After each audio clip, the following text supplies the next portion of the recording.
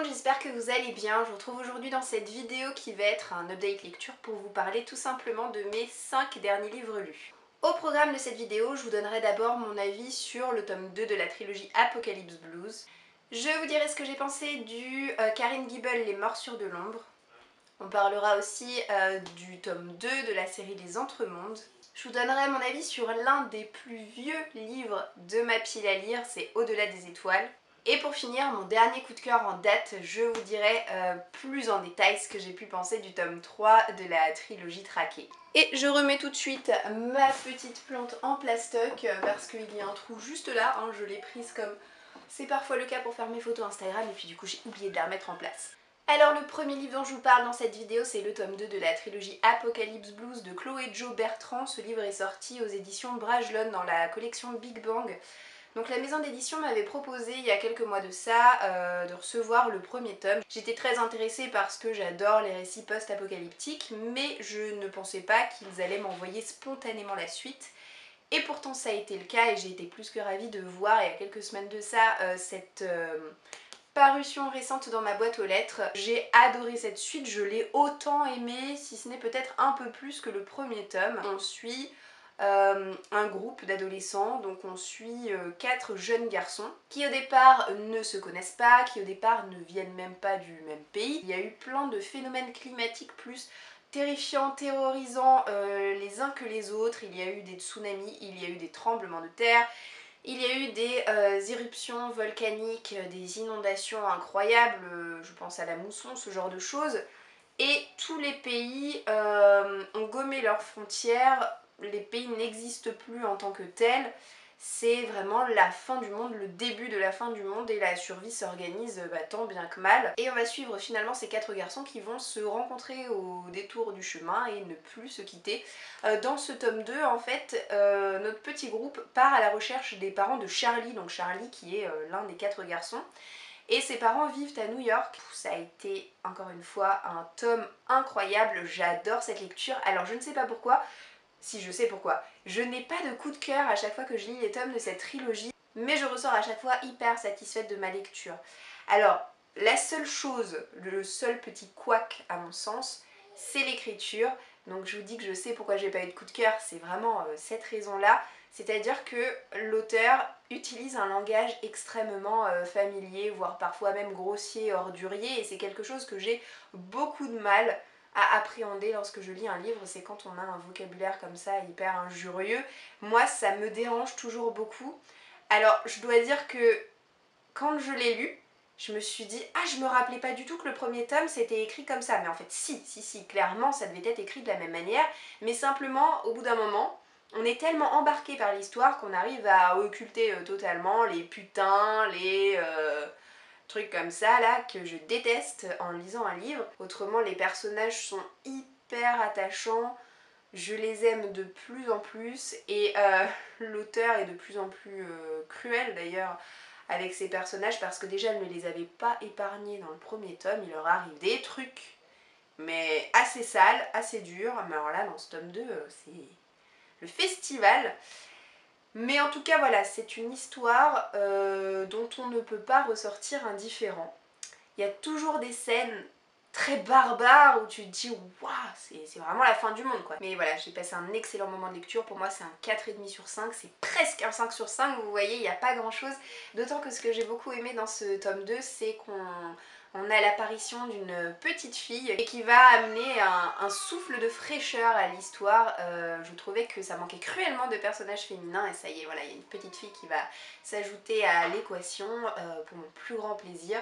Si vous aimez les récits post-apocalyptiques, ce récit ne pourra que vous plaire. Ensuite j'ai lu Les Morsures de l'Ombre, donc c'est un livre de Karine Gibel qui est sorti en poche aux éditions Pocket. C'est une lecture qui s'étale sur 300 pages et ces 300 pages ne m'ont fait qu'une seule journée. En fait, dès que je l'ai ouvert ce livre, j'ai été incapable de le lâcher plus de quelques minutes par-ci par-là avant la fin. Tellement, voilà, j'étais sous le choc de ce que je lisais, tellement cette lecture m'a semblé hyper addictive, hyper immersive. J'ai été glacée d'effroi par rapport à ce que je découvrais et franchement ce qu'on découvre, bah, ça va crescendo dans l'horreur, mais ça c'est tout l'art de Karine Guibel. C'est-à-dire que, pareil, elle ne nous épargne pas lorsqu'elle écrit des romans et on ressort de ses lectures la plupart du temps absolument choqué, absolument horrifié et sans avoir rien vu venir. Voilà. Donc Les Morsures de l'ombre, ça parle tout simplement d'un flic qui s'appelle Benoît et qui va se retrouver enfermé dans une cage. Donc il a perdu connaissance et il reprend ses esprits enfermés dans une cage. Donc il va rapidement comprendre qu'il est dans le sous-sol d'une maison. Et sa ravisseuse est une femme, elle s'appelle Lydia, elle va lui infliger maintes et maintes sévices. Elle, son objectif principal c'est le tuer, mais le tuer à petit feu, elle veut qu'il souffre, qu'il se repente, mais de quoi on ne sait pas, on va mettre un long moment avant de le savoir. Et en fait ce récit alterne entre des moments où on est avec les collègues de travail de Benoît qui lancent toute la procédure de recherche pour retrouver leurs collègues disparus, les enquêtes de voisinage, etc. Ils vont explorer différentes pistes. Et puis on suit Benoît, Benoît qui se demande ce qu'il fait là, qui semble ne rien avoir à se reprocher, mais là aussi on ne sait pas nous en tant que lecteurs si c'est vrai ou si Benoît se ment à lui-même. Et on assiste à tous les sévices que Lydia va imaginer pour lui et comme je vous dis, voilà, ça va être le comble de l'horreur. Autant il y a d'autres livres de l'auteur dont j'avais potentiellement imaginé un petit quelque chose pour la fin qui s'est finalement pas pleinement vérifié, mais en tout cas j'étais sur la bonne piste. Autant là, impossible de connaître d'avance les motivations des personnages. Tout est absolument imprévisible et c'est ça qui est génial en fait. Et c'est là où tu te dis que l'auteur a une imagination plutôt débordante et assez perverse sur les bords. Le grand truc de Karine Guibel, c'est de faire en sorte que ses livres se terminent mal. Je dois avouer que c'est mon 3e livre de l'auteur, j'ai encore du mal à m'habituer à cet état de fait. Moi à chaque fois je m'attends à un happy end ou au moins un truc qui me laissera pas genre comme ça, comme deux ronds de flanc. Et non, donc faut vraiment que je m'y habitue, mais c'est dur, dur, dur. Peut-être que ça viendra avec le temps, j'ai envie de dire. Mais oui, c'est vraiment pas évident comme type de lecture. En tout cas, voilà, j'ai adoré la fin. Parce que même si ça se termine pas bien, j'ai vraiment trouvé que ce qu'elle imaginait était hyper perché, hyper machiavélique, mais tellement, tellement, tellement bien trouvé. Voilà, ça a été un livre mais pleinement satisfaisant, hyper addictif et comme je vous l'ai dit, j'ai été incapable de le lâcher avant la fin. Donc si vous avez envie de débuter votre découverte de l'auteur, c'est en tout cas un titre que je peux pleinement vous conseiller. Là aussi je lui ai mis la note de 4,5 sur 5. Par la suite, j'ai changé complètement de registre et je me suis plongée dans une lecture bien moins stressante puisque j'ai lu le tome 2 de la série Les Entremondes, donc c'est écrit par l'auteur Sean Huxley. Et ce livre m'a été envoyé par les éditions Lumen, donc j'ai eu l'occasion déjà de découvrir le premier tome de cette série l'année dernière. J'en gardais un très bon souvenir puisque l'univers inventé par Sean Huxley est assez incroyable, très dense, très compliqué parfois à visualiser, à vraiment tout imaginer, mais extrêmement riche et extrêmement marquant. Imaginez plutôt, on a notre personnage principal qui s'appelle Cam, qui va se retrouver à travailler dans un hôtel, mais alors pas n'importe quel hôtel, un hôtel qui est invisible depuis l'extérieur. C'est-à-dire que si vous n'êtes pas invité dans cet hôtel, si vous ne travaillez pas à l'intérieur, vous pouvez passer devant sans même l'apercevoir. Bon, Cam, lui, le visualise tout à fait puisqu'il va finir par travailler dans cet établissement. Et l'autre particularité de cet hôtel, c'est que chaque porte conduit à un endroit et à un pays différent. Vous pouvez faire un pas, vous vous retrouvez en Jordanie, un pas à côté, vous vous retrouvez en Inde, un pas à côté, vous vous retrouvez au Mexique, etc. Vous aurez compris. Donc en fait, ça amène à plein de descriptions diverses et variées de pays plus ou moins exotiques, lointains et étonnants. Et la mécanique en elle-même de l'hôtel est assez difficile, hein, encore une fois, à comprendre, à bien visionner. Mais une fois qu'on a pris le pli, une fois qu'on a compris un petit peu de quelle manière fonctionne l'hôtel, et tout est relativement plus simple à voir dans sa tête. Donc c'est-à-dire que le premier tome j'avais eu un peu de mal, mais vu que les codes ne changent pas dans ce deuxième tome, et finalement j'ai retrouvé mes petits, j'ai envie de dire, sans trop de difficultés. Donc c'est un récit que je trouve très intéressant, très riche, assez surprenant aussi, Maintenant je le mettrai pas dans les mains non plus d'un lecteur trop jeune, du fait que l'univers est à mon sens trop compliqué à appréhender à partir d'un certain âge et voilà, un petit peu trop dense tout simplement. Maintenant, ce qui me plaît dans cette histoire, c'est qu'il y a pas mal de sujets de réflexion assez intéressants qui sont abordés. Alors bon, là c'est surtout le tome 1 que j'ai en tête, puisque le tome 1 parlait beaucoup de la relation frère et sœur qu'entretient Cam avec sa sœur qui est handicapée, donc on parlait aussi beaucoup de l'handicap. Un petit peu moins dans ce tome-ci, même s'ils vont se retrouver en conflit à un moment donné tous les deux. Mais voilà, on a pas mal de valeurs qui sont mises en avant, l'amitié, l'entraide, la dualité au niveau du caractère, etc. Ce genre de choses. C'est un récit qui est voilà, assez étonnant mais très riche et que j'apprécie bien lire. Donc je serai au rendez-vous pour la suite avec plaisir. En tout cas par rapport à ce tome 2, c'est un 3,5 sur 5 pour moi. Je me suis ensuite plongée dans ce livre que je vous ai présenté quelques fois au cours de cette année et qui est tout simplement l'un des livres les plus anciens dans ma pile à lire, puisque je pense que je l'ai acquis il y a à peu près 6 ans de ça, donc voilà, 5-6 ans qu'il n'était pas lu et qui traînait dans ma bibliothèque. Il était vraiment temps que je réussisse à le lire. Donc ce livre en question, c'est Au-delà des étoiles, c'est écrit par Bess Revis et c'est sorti aux éditions PKJ. J'avais commencé par vous le présenter dans une vidéo qui regroupait tout simplement les 5 plus vieux livres de ma palle, puis plus récemment dans ma pile à lire du Pumpkin Autumn Challenge où j'avais réussi à l'y glisser, et puis voilà, j'ai réussi finalement à le lire à la faveur de ce challenge, donc je suis très contente, très contente de l'avoir sorti de ma pile à lire, mais un petit peu moins satisfaite de manière générale puisque ce livre a été, disons-le clairement, une grosse déception pour moi. C'est la science-fiction, c'est un livre qui se passe dans l'espace, et on a notre héroïne qui s'appelle Amy, qui a été, comme sa famille, comme ses parents, cryogénisée. Au départ, elle vivait sur Terre et puis finalement l'espérance de vie de sa planète s'est retrouvée extrêmement menacée, à tel point qu'une énorme expédition d'une envergure assez incroyable a vu le jour, et on a cryogénisé plein de scientifiques, plein de militaires, plein de personnes ayant des professions très importantes, des généticiennes par exemple, dans le but de former une colonie qui va aller s'installer sur une autre planète. Donc c'est un voyage qui va durer, alors je sais plus combien de temps, 300 ans, voilà. Donc c'est un voyage de 300 ans, donc autant vous dire que si vous n'êtes pas cryogénisé, vous voyez jamais la fin du voyage. Et Amy va se réveiller avant la fin du voyage. Il y a quelqu'un qui l'a tirée de son sommeil et elle se demande bien pourquoi. Elle se rend compte que c'est un acte purement criminel, qu'on a en fait essayé de la tuer.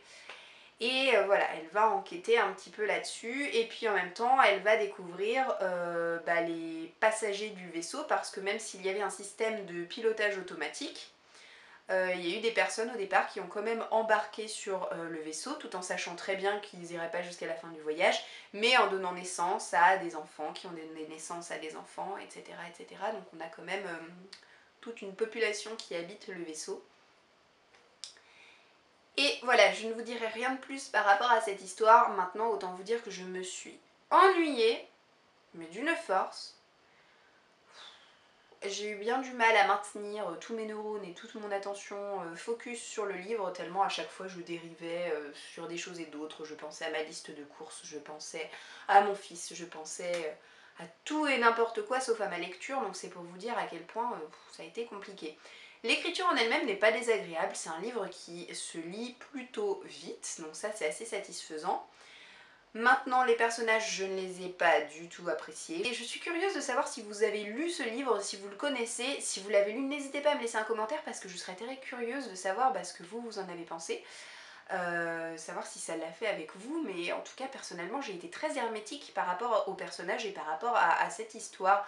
Donc voilà, je ne suis pas du tout curieuse de connaître la suite et je vais tout simplement me débarrasser des 2 livres que j'ai en ma possession. C'est dommage, mais c'est comme ça. Et alors je termine quand même cette vidéo sur une note beaucoup plus positive, puisque le dernier livre que j'ai à vous présenter aujourd'hui a été récemment un coup de cœur pour moi. C'est le tome 3 de la trilogie traquée de Andrew Fukuda qui est sorti aux éditions Michel Lafon. Donc là aussi c'est pas du tout une sortie récente, c'est une trilogie qui est sortie il y a quelques années.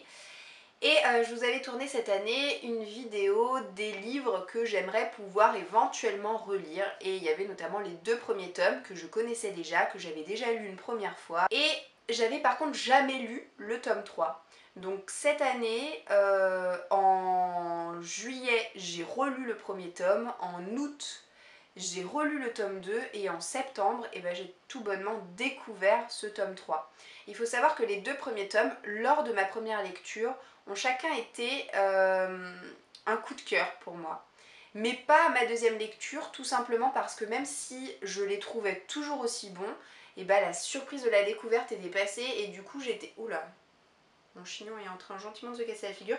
Et bah simplement voilà, j'étais moins surprise, moins étonnée parce que je lisais. En revanche, ce tome 3, je l'ai littéralement dévoré et là pour le coup, je ne sais pas si c'est le fait de ne l'avoir encore jamais lu, mais je l'ai adoré et j'ai eu un beau coup de cœur. Les vampires sont l'espèce dominante sur Terre et évidemment ils se comportent comme tous les vampires qu'on peut s'imaginer dans nos têtes. Ils craignent le soleil, ils sont amateurs de chair humaine.